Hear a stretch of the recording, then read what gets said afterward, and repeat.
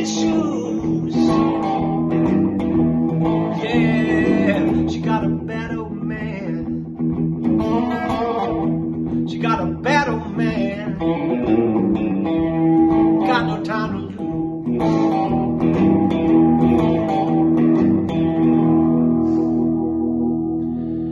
Hello folks, we are back on the couch. I know it's been a long time. We had to clean up after Christmas and it took this long. We are so glad to be back, and today we're going to talk about, I guess in a way, my first two records. One was a EP, and the other one, my first EP, of course, and then my first record. We got Sophie down here. Usually Maggie's here, but Sophie has changed the dynamic here. So starting off, I moved to Vancouver in about '84 after sojourns to Winnipeg and Montreal, and thought I'd come out here and see if I could get a job with a harmonica player, a blues harmonica player named David Bergen, who had moved out here, which I ended up doing. But at first I lived out here pretty broke and I moved furniture. I worked at a car wash, played in front of liquor board stores and did that whole thing all over Vancouver. And after different places I lived, I ended up in the Europe Hotel for a time, right around this time actually. Lived there for a good year and some, anyway, right across from the Savoy. And, moved out here and started kind of playing around town and getting to know people, and a lot of people were very kind. Jim Burns, Willie McCalder, Billy Cowsill, Lindsay Mitchell, Chris Norquist, all those guys kind of took me in and encouraged me, and I really, appreciate that time of my life. And it was pretty exciting to move to such a great city like Vancouver and go from knowing nobody to kind of getting a foothold in. One thing led to another. Eventually, I did some shows opening for Stevie back in Saskatchewan, although I'd already moved here. And that's what kind of got managers phoning me and started propelling the career along. And eventually we put out the first single and the first EP. And a crazy little cover with a jacket I just loved, which I don't have anymore. Hook, Line, and Single it was called, and we have a crazy picture of a salmon getting shot out of the air. I do not advise this behavior. And I had my band was on here at the time. We have Johnny Ferreira on sax, Rick Hopkins on keys, Daryl Mays on drums, Mark Weston on bass, and Billy Cowsill, who sings the oohs and ahs in 5 Long Years.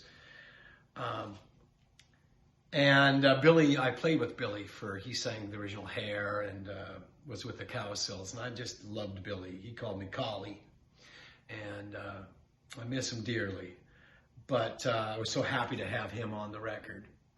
And we worked with Mike Fraser, who does, of course, all the engineering on the AC/DC records to this day, and Bob Rock. And this was my first time with Bob, and he did a great job. And with this came a record company starting to court me called A&M Records. Somebody at A&M Records was courting me named Nancy Jeffries. And she knew at the time she was going to be moving over to a brand new label. And that label was called Virgin Records America. And they had signed Keith Richards, Iggy Pop, and yours truly. I was the third on that small little label. Anyway, but this record, back to this record for now. This one we hand-delivered back to the days when it was all radio, and we went to Seattle and hand-delivered it to KXRX and CFOX, and much to my surprise, especially for being someone so broke and new in town, we started getting a whole lot of radio play, and it was really exciting. And I remember being in a little confectionery, I think it was on Granville actually, and I'd popped in to get something, and Why July was on the radio, and I was just, it was the first time I'd ever had that experience, and very, very exciting. And it got played a lot, and it was really cool. And then 5 Long Years I wrote in a park across from Joe's Cafe on Commercial Avenue. And originally it was more of a country song, like a girl I see ya, oh, more like that. I probably did it in G at the time. Anyway, that turned into 5 long years. True story. I wrote that song about a real situation, and it did quite well. Got me my deal, and when Nancy Jeffries flipped to Vancouver, she came and saw me at the Town Pump, and I knew what table she'd be at. And of course, I jumped on the table and kicked drinks around and tried to make her remember me, and I think it worked. I got signed to Virgin Records America and started flying down to LA, and surreal times for me. We did this session. They took me down to Melrose and bought me this leather jacket, which I have right here. And back in the day, Skid Row and all those bands, the late 80s, you had to have your vintage. It's probably, it's a pretty early coat. This is the real deal. And it was on the Voodoo Thing video, and it was on the album cover here, that was shot by a famous Italian photographer named Alberto Tolo. Shot this shot. And on the inside, you see these pictures, and the picture of the band. I think this was taken in the Europe Hotel, actually, inside the lobby of the Europe where I lived at the time. Amazing. Anyway, they got me together with a producer named Tom Dowd. Tom was a very famous producer out of Miami who had recorded everyone from John Coltrane to Bobby Darin to the Allman Brothers and everything. And Tom was amazing. I mean, he flew up to Vancouver to see me and hear some of my demos. And he came to Ontario Place, a waterfront show where I opened up for Albert King. It was the first time he saw me. And then I flew to Miami with the band, and back then we were in a very strict publishing deal because I was signed to Virgin England Publishing, actually.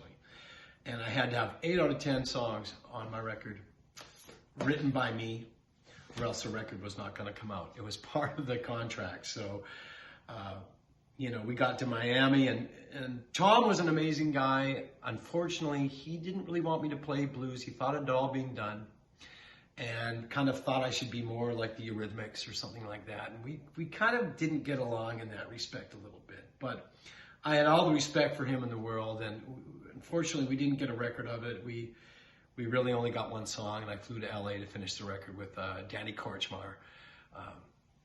Danny Korchmar, who is now in a band called with Waddy Wattel and called Immediate Family these days, but he's a producer who produced many bands, Don Henley and all kinds of people. And we had to re-record, a number of the songs. The only one we didn't re-record, I believe, is 5 Long Years. We used the original recording from Bob Rock, but we did a remix. And Why'd You Lie was, was on it. Hidden Charms. I started off with Down at the Bottom. Anyway, I ended up having to do a remix with Neil Dorfman, so there ended up being quite a lot of producers. But it was my first record, and it got me all around. I think we opened up for Little Feat. We opened up for Steve Winwood on a number of shows all through the East Coast of the States, and we opened up for Keith Richards. So it was a big, big time for me, and I'll never forget it. And,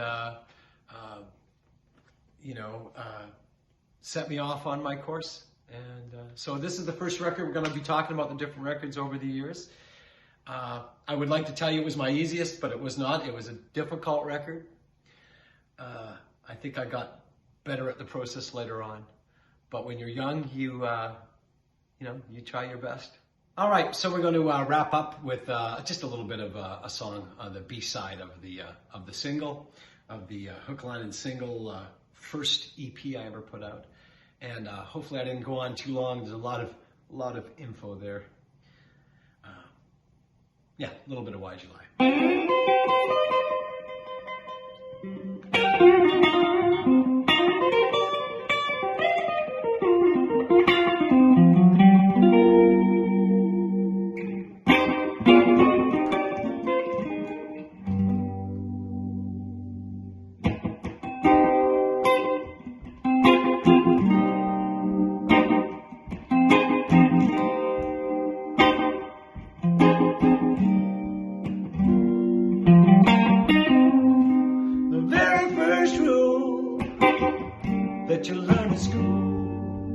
is that you shouldn't try to fool the people you're close to. And now you're fighting for